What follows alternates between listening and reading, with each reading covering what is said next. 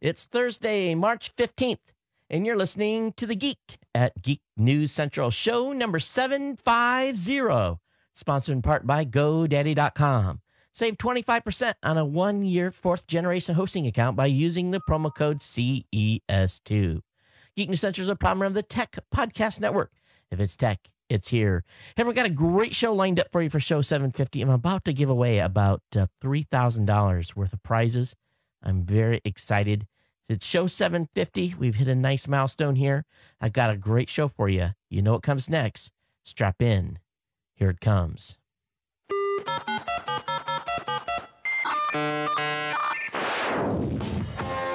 This is the Geek News Central Podcast, part of the Tech Podcast Network. If it's tech, it's here. So grab a cup of coffee, take a seat, and crank up that volume. Because you're listening to Todd on the Geek News Central Podcast.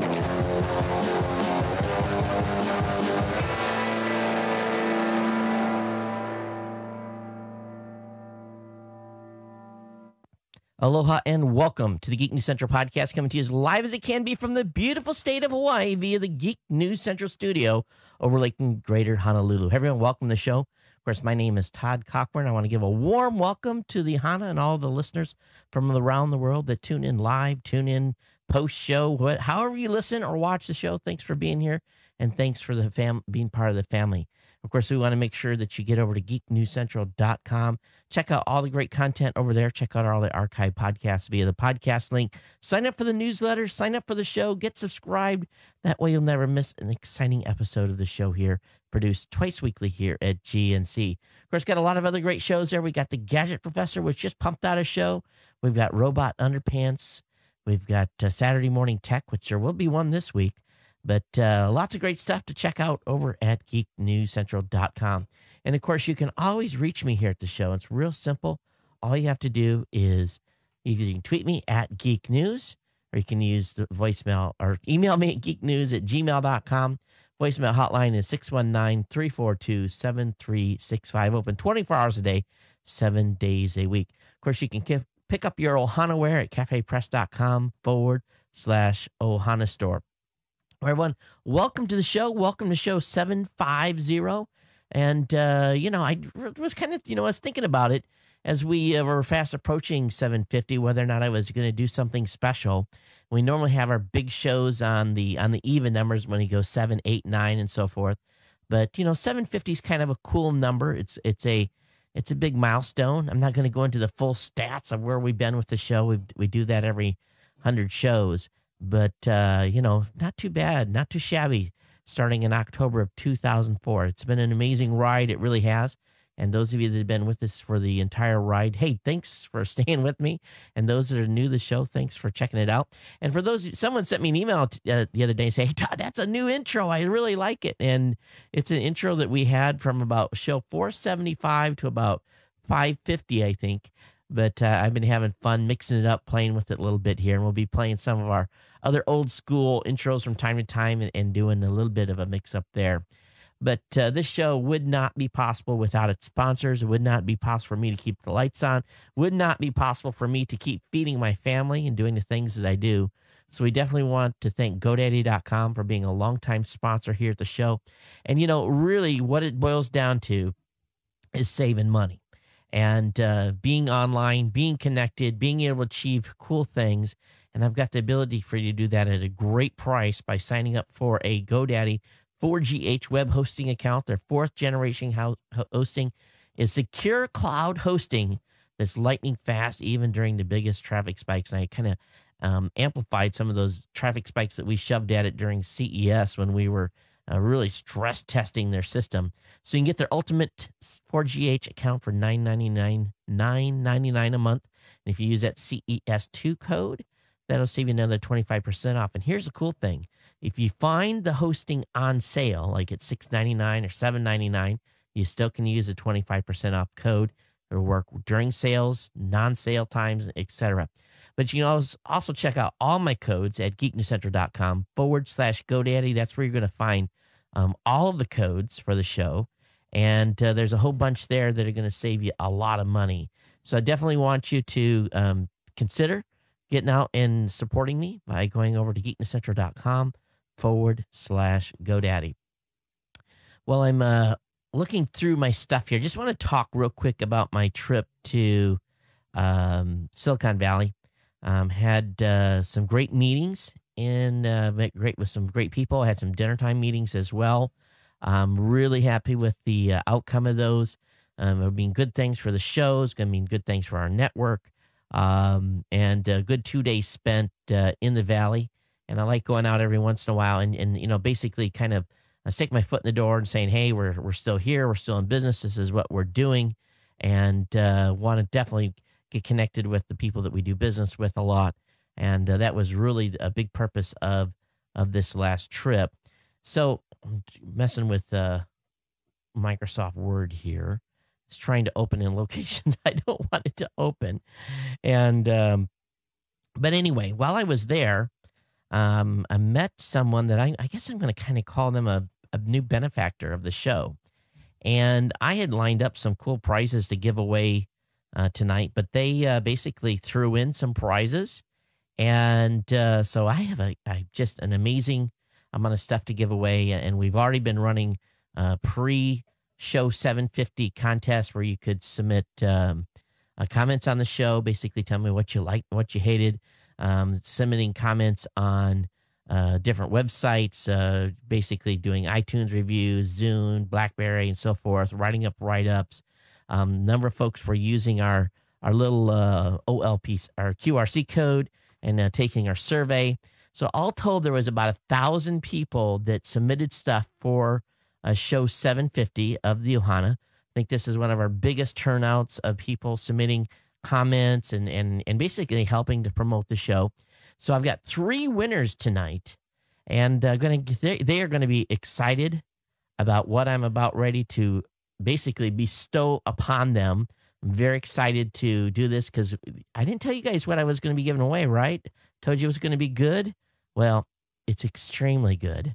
And if you didn't submit your name, you're going to be kicking yourself in the butt for not doing so, for being in the lineup here. But I guess before we give away the show 750 prizes, and we're going to do one for the folks that are watching live tonight too. We are going to, if you hang out here tonight live and you hang out, and I'm not going to take you to all the way to probably the end, but somewhere during the show, I'm going to do a little call out. And if you're watching live, you're going to get a chance to win a new Apple TV, okay? So those of you who are watching live right now, they're staying up late because I know the time change. We're now 6 hours the East Coast, 3 hours to the West Coast. So really, it's late for many folks that are watching. So we'll have a little live giveaway here in a little while. But the main thing I'm going to do is I want to thank my family, my friends, the Ohana, those that send supporting notes. It's really been an amazing ride here over the past, really going on, 7.5 years. Of course, October will make 8, and we'll hit 800 by then, of course. But it's been an amazing ride. It really has. And, it's a big commitment for my family, giving up every Monday and Thursday night. Those are the 2 nights that are basically have been locked out of our lives for really going on 7.5 years. And just like the mailman, I try to deliver the show as often as possible and not have too many times where I miss a show. And that takes a huge, huge commitment. The sponsors being here and committing their resources and dollars, you guys really think about that. GoDaddy's been a sponsor of this show for 7.5 years, along with GoToMeeting. GoToMeeting's taken a few breaks here and there, but largely they've been a sponsor here the entire time. And they would not continue to be a sponsor here because unless you guys continue to support the show, and it really allows me to do what I do. And, like going to CES and spending the huge amount of money that we do up front for CES. It's a big amount of money. I mean, it's huge. And I'm going to probably be going off to NAB, and I'm going to do NAB kind of a little different this year. I'm just going to go by myself and explore the floor and hang out and check things out. So pretty much about 80% sure I'm going to NAB this year. Wanted to go to the OTT conference next week, but things are too crazy on my schedule, too much time away from home. But let's go ahead and give away some cool prizes. And you're going to be like crapping your pants here if you did not get involved. And I've got 3 winners. And a lot of these folks contacted the show for the very first time. Matter of fact, one of the gals here that have won, I'm not familiar with her at all as far as having commented before, but I want to give congratulations to our first winner is Kurt Wilson, and he submitted a comment on our 750 and basically what he loved and what he didn't like about the show. So he was in the stack for that. So what he's won, and the first two prizes in this come from our benefactor that donated some prizes to the show. So these didn't come out of my wallet. These came out of our benefactor's wallet. We're going to give it, he's going to get a new 32 gig Verizon iPad that's being released tomorrow. He's going to get a new Mac Mini, and it's basically the basic version, the low-end version, not the high-end version. Now, what he's going to get from me is a new Apple TV. He's going to get a Roku, and he's going to get a Logitech Google TV, the review. So I had a couple of those already here, so those are in the stack from stuff that I've had kind of stashed here. So all told, Kurt's going to get a 32 gig Verizon iPad, a new Mac Mini, a new Apple TV, Roku, and a Logitech Google TV. So congratulations to him, and I want to thank our benefactor for contributing some prizes. Our second winner tonight is Laura Van Riper. She submitted a survey entry from the QRC code that we had been putting up on the videos, and took our little short 4 or 5 question survey. She also is going to get a new 32 gig Verizon iPad. She's going to get a Mac Mini. She's going to get a new Apple TV, a Roku, and a Logitech Review Google TV. So basically the same lineup that Kurt and Laura basically got the same price package. And then our final one, a winner is Joe Kramer, and Joe is getting a Axis IP camera, an iDapt charger. Now I've reviewed both of those items on the Geek News Central website, so you guys have seen those reviews. So he's going to get a brand new Axis IP camera and a brand new iDapt, basically external charger for his devices, and he also is going to get the new Sony Bloggy Sport. So that's being released tomorrow. So he's going to get the new Sony Bloggy Sport. So all told here, 1, 2, 3, 4, 5, 10, 13 cool prizes, couple grand worth of stuff here that we've just given away. So again, congratulations to Kurt, Laura, and Joe. And it's been my pleasure I thank our benefactor. He asked me not to basically make any comments of who he was. Although I'll just say that I met this individual when I was in Silicon Valley. So congratulations to those 3 folks. And again, thanks to our benefactor for contributing well over a couple $1,000s worth of prizes for show 750 here. And again, I want to thank my family, friends, fans, and of course, all of you that are longtime Ohana to the show. So next time we have a contest, let's get involved. And of course, we'll probably do the next big one at show 800. I don't know if we're going to be able to give away all these kinds of cool prizes, but I will definitely try. All right, let's talk about my schedule a little bit. Things are getting crazy, insanely crazy here. And so what I'm going to be doing is I think I said in the last show, I'm going to be going to Indianapolis. I think I'm going to do that on the week of the 2nd of April. Then I'm going to be going to NAB the week of the 15th of April. And then I'm going to be going out to Florida, partly to see my daughter and some other stuff the 3rd or 4th week of April. I think the week following NAB. So very, very busy time in April. So lots of travel shows will be coming up over the next month or so. And I'm in the process of now rebuilding the entire travel system that I travel with. It's the foam in it's gotten all crunched up and stuff, so we're going to be fixing that up. So anyway, crazy schedule here over the next month. It's going to be a crazy year like that as well, folks. I'm going to be on the road a lot this year. Got to do a lot of stuff with business, a lot of things moving, consulting, you name it. So hope you look forward to a lot of road shows. And we'll try to make sure the road shows are just as amped up and as good as this one. I got back today from San Francisco, flew in from San Francisco about noon today. And quite honestly, I'm just barely hanging on here. Had me a nice Red Bull before the show, so hopefully that carries me through. And but anyway, it's been a long day for me. Started at 4 o'clock in the morning, California time. So, but I did get a little sleep on the airplane, so that was good. Okay, let's see here. What else have I got in my stack here for you? Let's take care of the last piece of business. And we'll get right into the tech content tonight. Really doing business is developing trust. And you have to have a big amount of trust with people you do business with. And building trust is very important. But oftentimes, we really don't know someone. And that was kind of what was going on this past week or the past 4 days. I really didn't know everyone I was meeting with and got in and was able to make some new connections. And I was actually having some side meetings. I did a couple in my car on the phone and one on my iPad. I had one of the guys from the team actually hold a go-to-meeting session. And it's really important to know who you're talking to, see those facial expressions, and get that personal relationship. And so one of the things that you can do in this economy and saving some money and not having to go all the time, and it's what I really do here, being able to do my business in Hawaii, is I recommend GoToMeeting with HD Face. It's a simple online meeting service, and really it helps you get connected to the people you depend on for success. And it just takes a webcam, and I just got a little simple one here that I use with it. It's just a little Logitech webcam, and it helps, again, build that trust and confidence. You can see people's expressions. So start hosting your own face-to-face meetings online with GoToMeeting. As a listener of this show, you can try today for free for 30 days.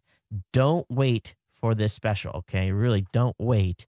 And really want you to do is go over to gotomeeting.com, and then all you got to do is click the try it free button and use the promo code podcast. Again, visit gotomeeting.com, click on the try it free button, and use the promo code podcast. And again, be sure to use that promo code. That'll help us out here at the show.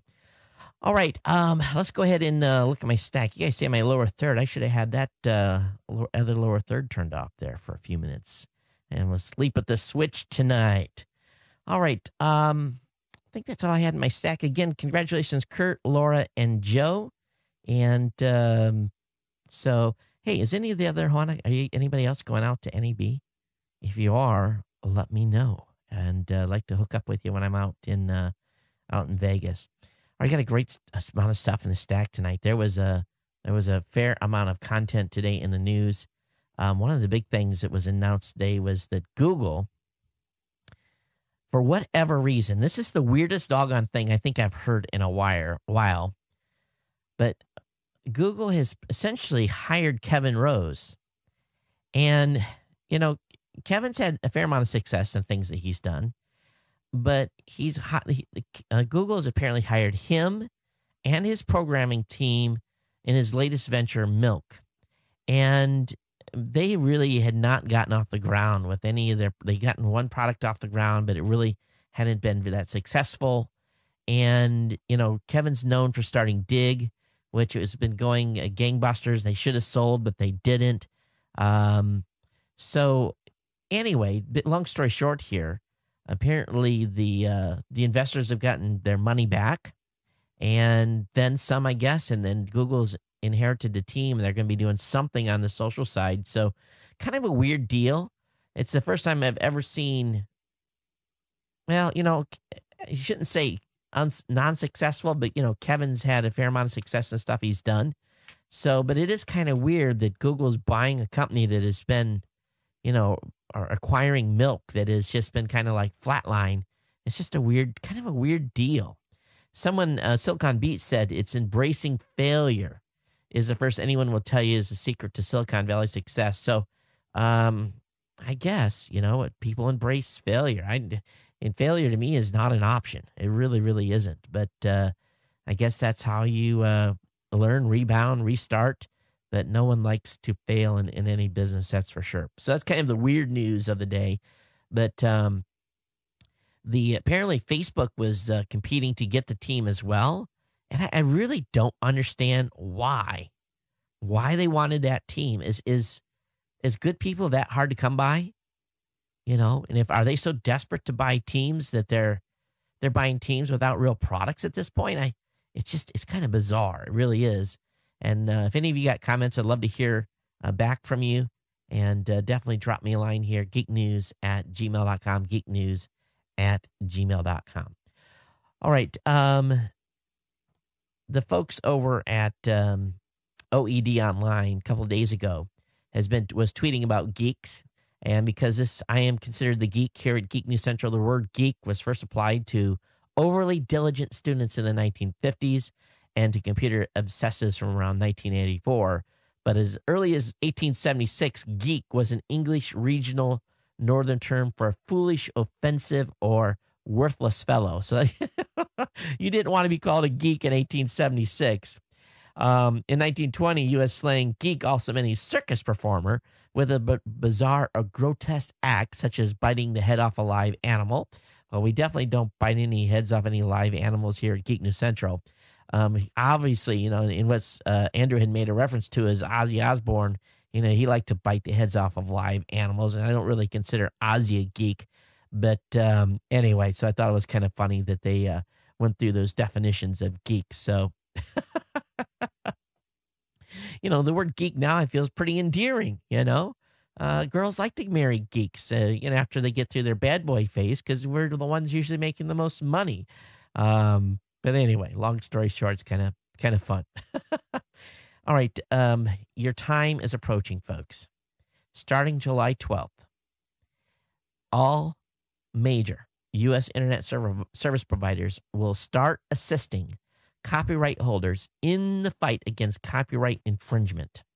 Major ISPs, including Comcast, Verizon, Time Warner Cable, will begin fulfilling the obligations under the terms of their Memorandum of Understanding signed last year, which will see the providers send out copyright infringement warnings to millions of customers.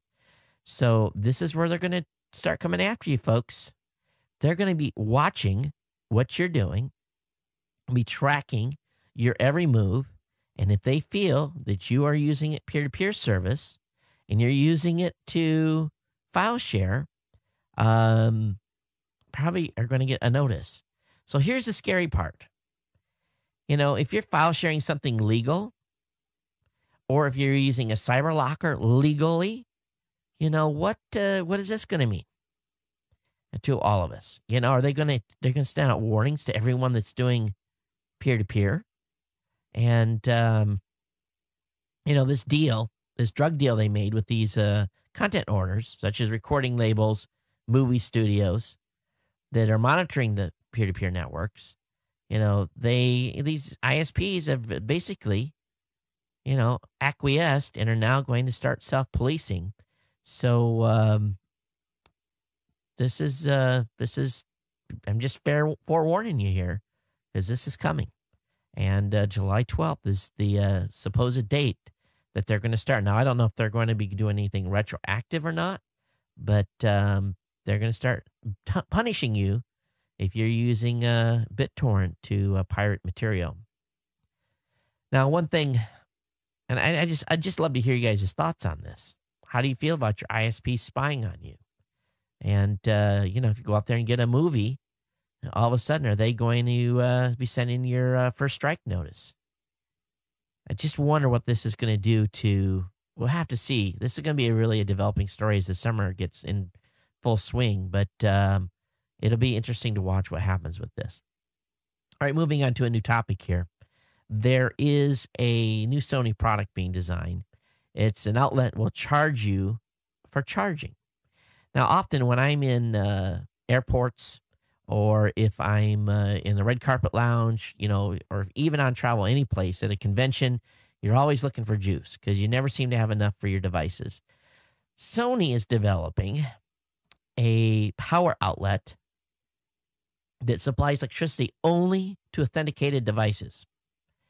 So they believe that because we're all having this issue and getting charged, that this outlet is going to communicate with an NFC, basically your near field communication chip inside your mobile device, and that's going to basically allow the switch to turn on and allow your device to be charged. So this is interesting where Sony is headed with this. I think there'll be enough free power around for us to all get charged where we need to, but Sony is definitely looking to monetize certain areas, and I guess it's all about micropayments. Well, the iPad 3 teardown did not take long. Basically, some folks were able to score one in Australia, and there is a pretty good video on the teardown of the device. And they're basically saying this thing is about all battery. And, they go through and show everything. And it's nothing too special, nothing too different, except for the battery taking up about 90% of the doggone thing. So if you want to check it out, I'll have the link up to the video on iFixit.com. PayPal today announced a mobile card reader just like Square. I'm really excited about this. So I'm going to go ahead and apply to get one of these readers. But it's really kind of cool. It's just similar to Square's reader. But the best thing about it is that it's charging merchants a little bit less than Square, 0.05% less. The only challenge is the folks at PayPal have more of a history of locking accounts out. But anyway, they're going to definitely compete with Square here, and it'll go with a new name called PayPal here, and the hardware and app will be free, and shipments will begin to go out in the United States, Canada, Hong Kong, and Australia starting today. And a lot of folks are going to have to apply to get it because they're already saying that they're back ordered. But there's also going to be support for Android as long with iOS, but you have to use iOS 4.0 or higher. So most of you should be on that already. But anyway, I have the link up in the show notes for you. Those of you that do business or merchant stuff, this is a great way to be able to accept a credit card at your business. And the percentage rate, especially for a small business, 2.7%, it's pretty awesome. It really is. There's a good article over on dondodge.typepad.com. And he's got a title here, Why Company Names and URLs Don't Matter. And that's one of the things we had challenges with a lot with when we were starting our company, and actually when we're adding new products on, is finding a good name and finding a good, good domain name. You guys know that I spent a lot of money buying chromeshow.com. I had the chromeshow.com, but I really wanted Chrome Show. So I spent a good chunk of change to buy chromeshow.com. So I really think it's important to have the good URL, but Don Dodge is saying, hey, don't agonize over this. Companies like Zappos, Cisco are words that really didn't mean anything, but it's hard to come up with words that don't mean anything that you can actually spell correctly, that the domains are still available. It's tough. It really is, because so many domains are bought already. So they're saying that company names, when you're developing a new company, should follow a couple of rules. Memorable. The name should be easy to remember and not confused with anything else. Easier said than done. Easy to spell. Okay, good luck getting one easy to spell that has a domain name still available. Short. Try to keep it to 10 letters or less. Again, good luck finding a domain for anything 10 letters or less. And non-generic. In other words, you want to be, not too generic. So great logo is important, of course. And but all good advice if you're thinking about starting a business like Twitter or Google or Yahoo or Zappos. Those were all names that just were made up. But and oftentimes, sometimes the theme of your company will kind of lead way to your company naming as well. All right, Sprint has decided to kick Light Squared to the curb. They have basically said that they're done. They're done with Light Squared. Light Squared's had some issues with one of their satellites as well since the latest solar flare. But apparently, this leaves Light Squared all by itself, and they've had some trouble with the FCC as well because they're trying to reutilize the satellites in different frequencies. And the company says they're filing a 150-page defense to its network as well, but Sprint's out of the game, and Light Squared is there to fend for itself, and I think it's just a matter of time before assets are seized and those satellites are hopefully found the different utilization that are already up. Those of you that are using Hulu, well, Hulu Video Player gets a big picture update. Now it's 55% bigger, so if you've been over to Hulu.com, you'll notice that the video size is bigger, so that's great. That's going to make for a better experience, of course. And So pretty exciting increase in size. Now that goes right back to, it makes me wonder if the reason that they're doing that is because of the new iPad. I'm going to be tonight, for the first time, we'll be producing 3 video sizes now. And we're going to have a true HD version, an SD version, and then a mobile version. I really did not want to have to go to 3 video sizes, but I really saw no choice. And the increase in size of the actual iPad pixels, we'll know tomorrow more because we got 2 of them arriving here. We're going to be playing with them. I know those aren't the giveaway ones, but we'll be playing with them here to see how the video scales and how it looks. I'm really going to be taking a close look at that. So I'll be introducing a new feed here shortly, and I'll announce that probably on the next show. Really was hesitant to do that, but I think I have to. I don't see any other way around, with these screen sizes getting bigger. The file sizes just get ridiculous, especially for the length of this show. Putting a 720p video together, I'm looking at about 2 gigs for the file size on the show. And really, in dollars and cents, it costs me more to deliver that file than I will ever make in advertising on that single view. So there is some trade-off there. I hope enough of you are listening to the audio to kind of offset those that are doing the video. It's kind of like one form of media is propping up the other. So we'll see how many people do the uptake. There's not going to be a lot of huge advertisement about it. It'll be on the site. It's probably what's going to feed the Roku, Boxy, and Google TV automatically, but I probably won't do much more advertising of it beyond that.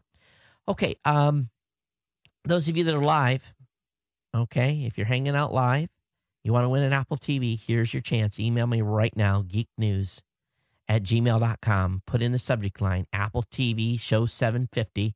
Say, I want to win. All right, geeknews@gmail.com. Subject line, Apple TV Show 750. I want to win. Now, if you're listening to this show later and I'm not live, you're watching to the recorded version, sorry.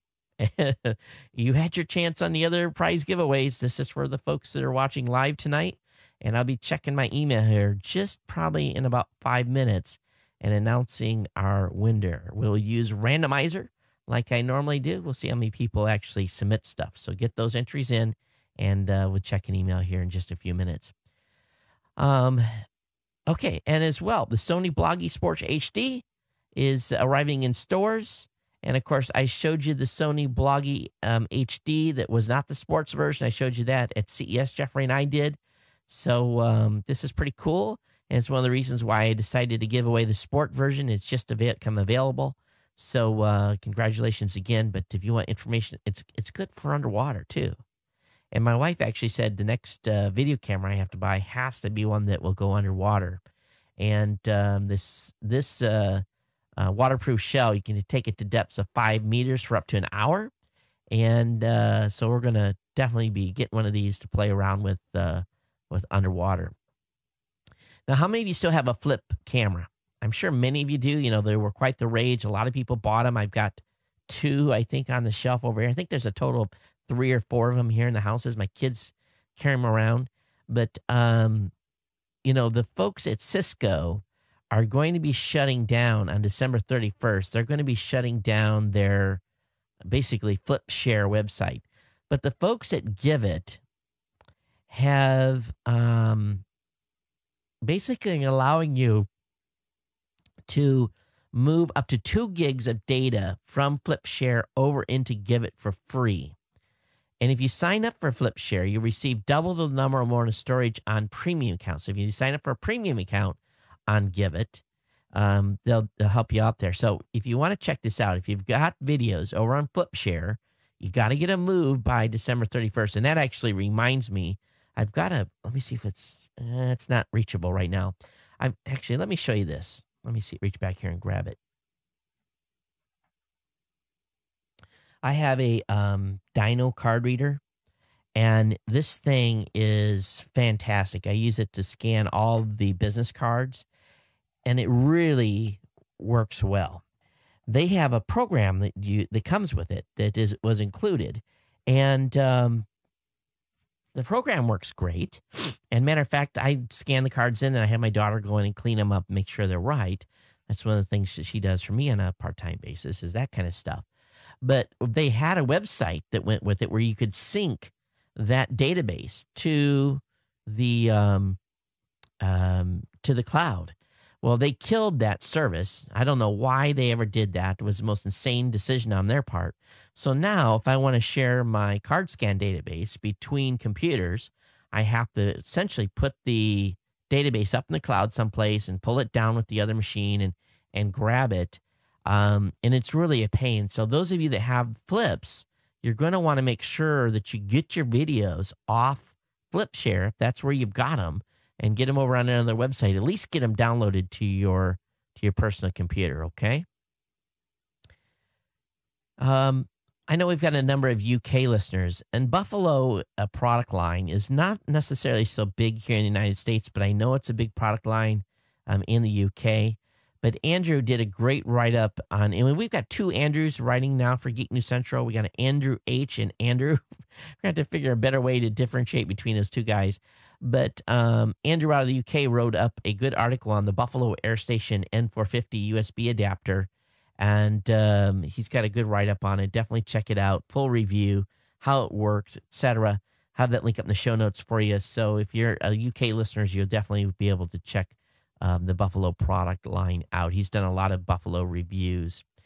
All right, let me go ahead and check email here real quick and see who we have had submit entries. And, we've had about 5 or 6. Let me check my other account, make sure nothing came in there. Nope. So let's see, 1, 2, 3, 4, 5, 6. Let me do randomizer. And a winner of our Apple TV is James Anthony. James, are you still watching on, if you're watching, I don't see you in chat. But go ahead, James, send me your email. Let me say, I'm just going to reply right here. You won. You won. Address, please.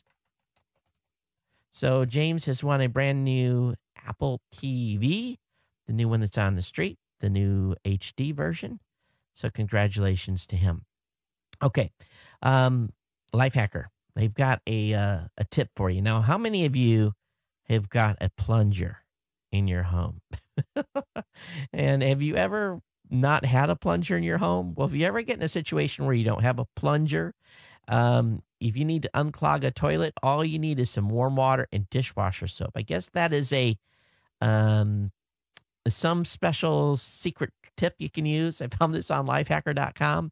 So, I guess you clean your toilet and unplug it at the same time. But that's a quick tip from you from lifehacker.com. Oh, cool. All right. So what do you guys think? Do you think the new iPad is going to spark some new video creation? You know, it's kind of weird. I've seen people before holding up their iPad doing videos, and to me, it's just kind of odd. It really, really is. And I've seen people take pictures, and it just looks odd to me. Now, my wife just can't wait. She's, of course, got an iPad 1, the original iPad, and she's so excited she's just about jumping out of her pants to get a hold of this new one and the camera. And I'm sure it's going to be a big discussion point around here tomorrow afternoon when FedEx arrives. But I don't know. What do you think? Do you think taking videos with a tablet's going to work? I'm going to have to test it with her. I'm going to have her try it and then use the video editing software right in the application and see how she does. And maybe my wife will be one of those folks using the iPad to shoot video. Time will tell. But she has a big challenge when it comes to video, editing video. If I don't do it, it doesn't get done. Luckily, my kids do it. But do you think the iPad's going to spark a new video creation revolution? Love to hear from you. Well, boy, I tell you, Mozilla really opened up a can of worms. And, they have really been, up to this point, really big on supporting open standards.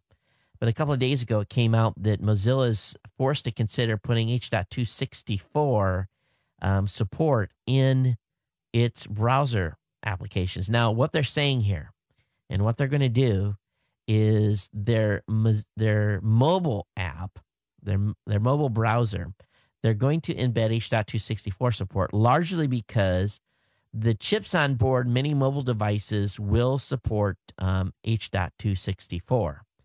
And in other words, it does its own decoding and shows you the video. They don't have to basically pay the licensing fee.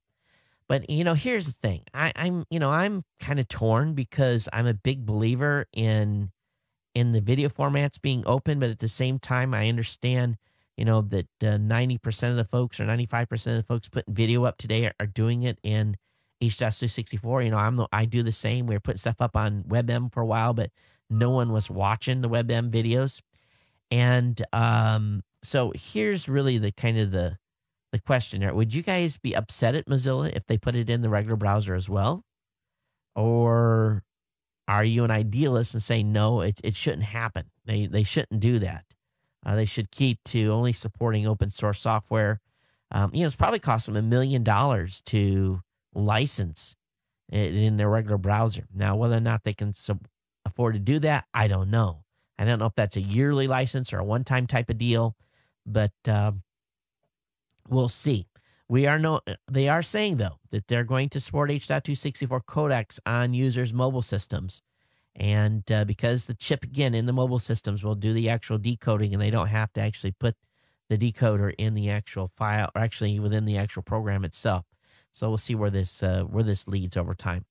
All right, I tell you, NASA and a whole bunch of folks have really hit some huge home runs today on some pretty cool articles. We talked about on the last show, or maybe the one show beforehand, about the skydiver from Red Bull that's getting ready to do the high altitude jump. Well, today he did a test jump, and Austrian skydiver Felix Baltemagotner, and I just destroyed his name, took a practice jump today to help him prepare for his leap from the edge of space later this year. And he basically jumped today from an altitude of 21,818 meters, or 71,581 feet, which was about 13.5 miles from the skies near Roswell, New Mexico. And so later in the year, he's going to jump from a much higher altitude, but this is an absolutely awesome picture. They got him to altitude. He did the jump. It was fine. And his vessel that brought him to altitude was able to descend, and they were able to recover it. But pretty exciting stuff, really is. And hopefully they'll have a video out here soon. Again, sponsored by Red Bull, all the extreme sports that they're doing. But this guy was dressed essentially in a spacesuit. He had to wear to be that high to survive it. So very, very cool stuff. Another cool article is a cool video is the NASA Goddard Space Flight Center has put together a video called One Ring Zero. I don't dare play it in the show, largely because we're trying to keep from getting flagged on YouTube for anything that's got music in it that someone else may own the copyright to. It just sucks because I want to play this video for you. I could do it without music. Let me play that. I'll just talk about it while it's playing. So I'll turn down the input music and roll this thing here. So what they start off with is it's just a quick slide through of Earth pictures, space pictures, sun pictures, stars, Hubble stuff from the LRO Observatory. Just an amazing montage of NASA videos, and each in their own right are pretty amazing, and some of the stuff that they've done in science. So again, it's only about a minute, but it's pretty astounding. It's a pretty cool video, and you almost want to stop and look at each of these a little bit closer. But pretty awesome video by the folks at the NASA Goddard Space Division. But anyway, or NASA's Goddard Space Flight Center, and I guess the music's from indie band One Ring Zero, so maybe I'd have been safe to play this. But anyway, the music that goes along with it's awesome. Now, there's another video that's out right now as well they took a grand tour of the moon, and essentially what NASA has done to honor the Lunar Reconnaissance Orbiter, amazing 1,000 days in science-filled orbit, the LR team at Goddard again created a pretty cool video of the lunar surface, and these are videos unlike you've seen anywhere. And I was pretty astounded. I didn't realize that, there was mountains as big as they were on the moon and so forth. But I have all links to these up in the show notes. You definitely want to check each of these out. These are must watch on your own computers or mobile devices before, definitely check them out for sure. There's a cool article over on Ars Technica talking about how Google takes care of their servers in the dark. And apparently, Google is so paranoid about when they have their servers co-located in server spaces with other companies that they turn all the lights out in their cages and really make it dark. And whenever Google technicians are working, they're all using like those minor headlamps. They don't even want the lights on when they're in there working, afraid someone's going to walk by and see their servers. It's just kind of weird. And, when they're co-hosting in locations, this is when they do this. Obviously, if they have their own hosting facility, they don't have to. But I say Google goes to extreme lengths to hide their service. But can you imagine being the one of the technicians and having to wear a miner's headset to have enough light to work on a box? It doesn't seem like that makes for very good productivity. All right, I'm pretty excited here because we are going to see some exciting space launches here in the coming weeks. SpaceX has announced a date for the first private dock with the International Space Station. So they have a launch window, a very thin launch window on April 30th. That would get the SpaceX craft to a International Space Station for a May 3rd berthing. And the mission is known as COTS 2-3. You know what COTS stands for, right? Commercial Off the Shelf.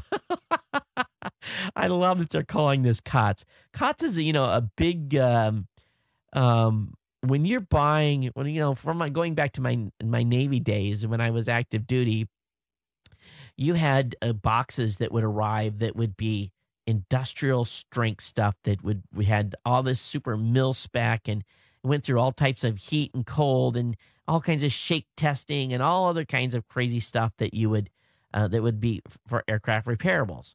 But as the government was trying to save money, they started buying COTS, commercial off-the-shelf gear, that you would get this standard box, something that you would see in a rack, in a standard 18-inch rack or whatever. And the COTS stuff, was obviously had a much lower price tag because it wasn't all this industrial strength and hadn't be shake tested. Now, it came with its own challenges. Don't get me wrong, but usually the challenges just, were so minor that it didn't justify having to spend the huge money to make them super mil-spec. But it's kind of funny here that the SpaceX is calling their mission COTS. It's pretty cool. And so we'll see.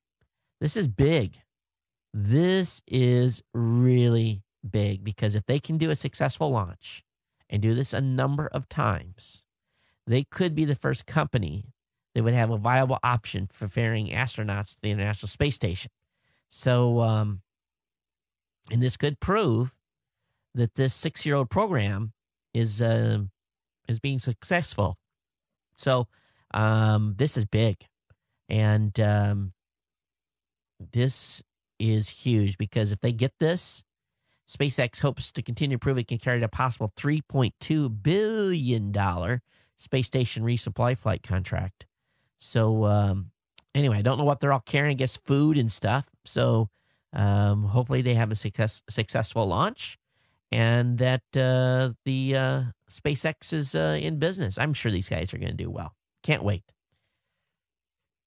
All right. A lot of folks have been wondering how many servers Amazon has in their Amazon EC2 Elastic Cloud Computing Service. We know that the EC2 cluster is big. Those of you that are watching the live stream on Geek News Central right now, if you're not on Ustream, you're watching the live. That's on an Amazon Elastic Cloud Compute Service, EC2, along with some other services that they have. And there's been some predictions, and one guy went through and did some scientific measurements of how many IPs, and they feel right now that as of March 12th, they estimate that Amazon has around, let me see here. What was the total number in this article? I said 445,000 servers. And that's a pretty big number. And a lot of them are in their East Coast data center with as many as 321,000 there. So it's big. And of course, they had a short outage this morning. They had about a 10-minute outage that we were notified on. But that's the first outage we've heard about in literally months. But anyway, so the Amazon's cloud service is looking to be pretty big. And a lot of companies rely on it for sure. All right, NASA's new Mars rover is on its way to Mars, is basically doing some tweeting. And I took the liberty here to look at the last couple of tweets. About 5 hours ago, the rover, Curiosity rover, reported, right now, I'm traveling at about 58,100 miles per hour relative to the sun, or 28,700 miles per hour relative to Earth. And of course, Earth is moving too, so the speed is a little slower. But it's basically been giving updates. I don't know if they're actually having someone do that, or if the robot is actually reporting live. It'd be kind of cool if it was. I doubt it. But Curiosity is reporting in. You can follow Mars Curiosity, MarsCuriosity, on Twitter. So it'll be a lot of fun to do that. Now, many of you will wonder why I picked Verizon iPads. Well, AT&T versus Verizon on 4G LTE network, it's pretty simple. Right now, AT&T is only in 28 markets. Verizon is in 203. AT&T has about 74 million people reached on a 4G LTE compared to 200 million on Verizon. The top 20 markets in the United States have been covered by Verizon. They're promising upload and download speeds. Down and upload speeds between 5 and 12 megs down, 2 to 5 megs up, and they've seen speeds as high as 14 megs down, 8 megs up. But AT&T only has 10 devices currently offered as compared to 22 on Verizon. The cheapest 4G LTE device is about $50. It's the 4G LTE phone called by the Pantech Burst or Pantech Breakout. And of course, the Samsung Galaxy Note or the Droid Razr Max are the most expensive ones. But as of tomorrow, we'll be testing 4G LTE here at the Cochran household with the new iPads. I'm really excited about a program the TSA is introducing. It hasn't rolled out here to Hawaii yet. I've been told by United that they're going to pay my $100 fee because I'm a 1K flyer with them. But they're coming up with this new screening system called PreCheck. And it has special lanes for background check travelers who can keep their shoes on, their belts and jackets, leave their laptops in their bags and liquids in carry-on bags, and walk through a metal detector rather than a full body scan. There's only 2 airlines and 9 airports at this time, but it's going to be a much higher. Frequent flyers must meet undisclosed TSA criteria and get invited by the airlines. There's also another way in, depends if you're working with U.S. Customs and Border Protection Global Entry Program. There's also some stuff involved with international flyers. But basically, they do a background check on you and make sure that you don't have any bad history. And if you come up clean, you'll get pre-authorized for pre-check. I'd love it because coming through San Francisco this morning, even though I'm a 1K, so I get a special line for a 1K as it is now. I think I stood in the TSA security line 45 minutes. I had some idiots in front of me. They were just, for frequent flyers, they really did not act like they knew what they're doing. And be honest with you, most of the time it's international customers that don't understand the U.S. rules and, don't know they have to take off their shoes or their belt or so forth. Anyway, that can't wait for this pre-check to be put in place more places. All right, so what happens, ladies, when Facebook suggests you become friends with your husband's other wife? Well, apparently this has happened. And a gentleman's been facing bigamy charges because he was married to more than one wife, and Facebook was the one that outed him. And I think we talked about this a little bit, but have you got any weird Facebook invites? It's interesting. You just never know who your significant other is going to get invited to. And, you think about it. You're talking to someone on Facebook, and you're linked to your wife, and you're having good conversations with both. And then all of a sudden, Facebook decides that that person needs to be a friend of your wife's. Going to get busted out there. I tell you, Facebook is a number one divorce machine right now. It's, there's oftentimes something. This is true. No kidding. I will get, how should we say it?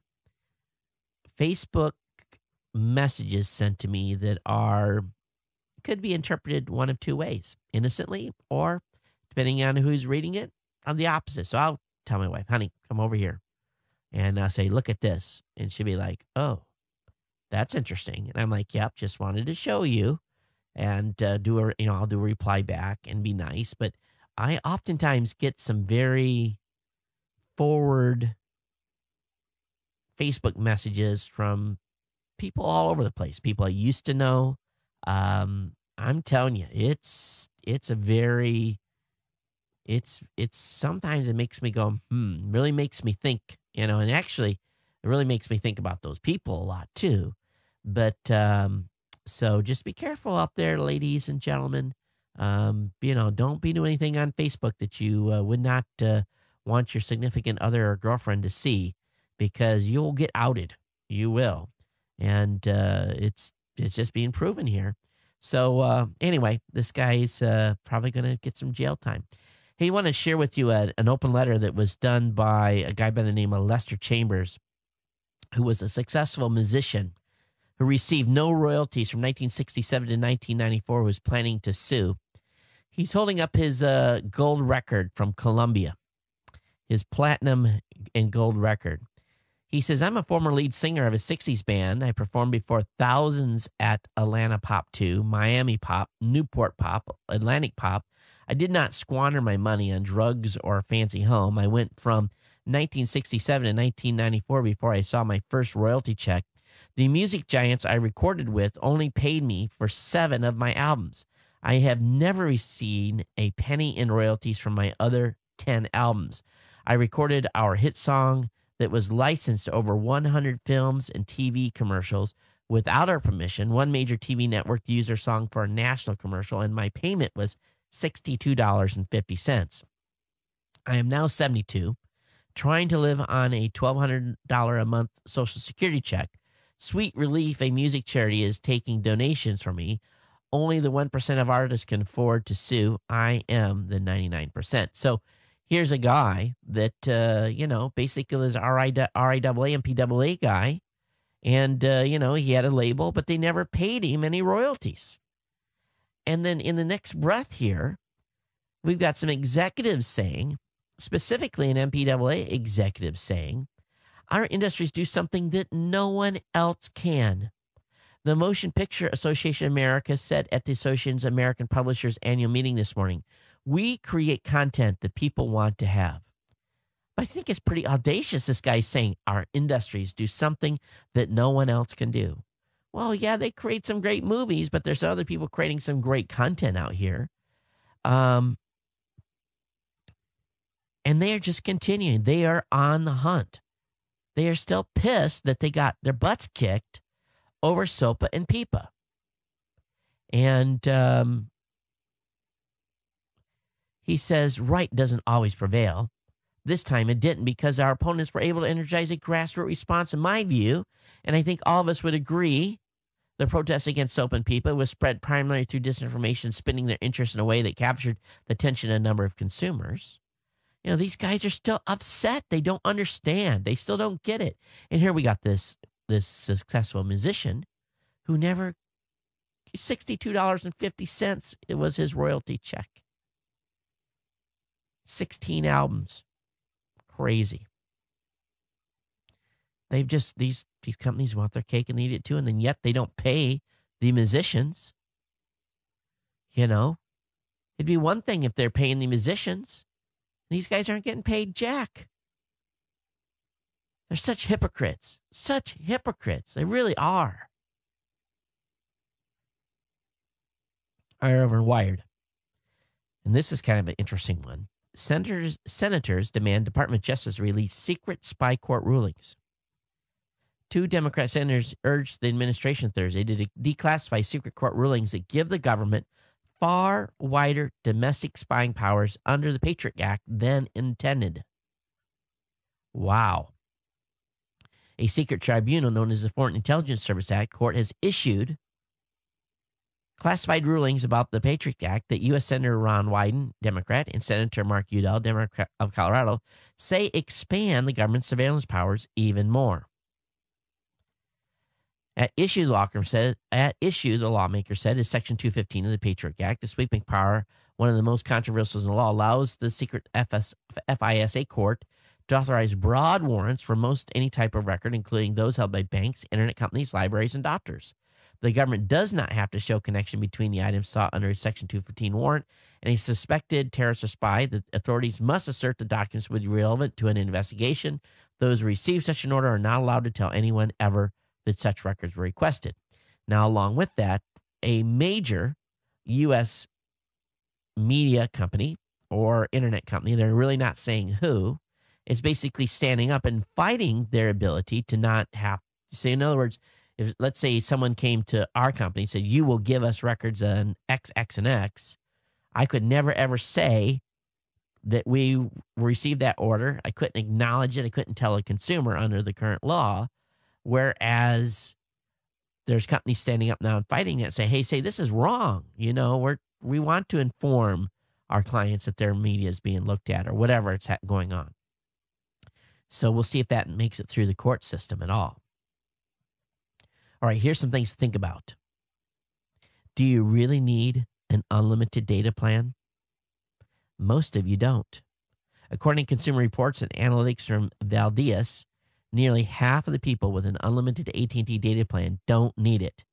In fact, those people, which make up 48%, use so little data that they should just switch to AT&T's low-end 300 meg plan.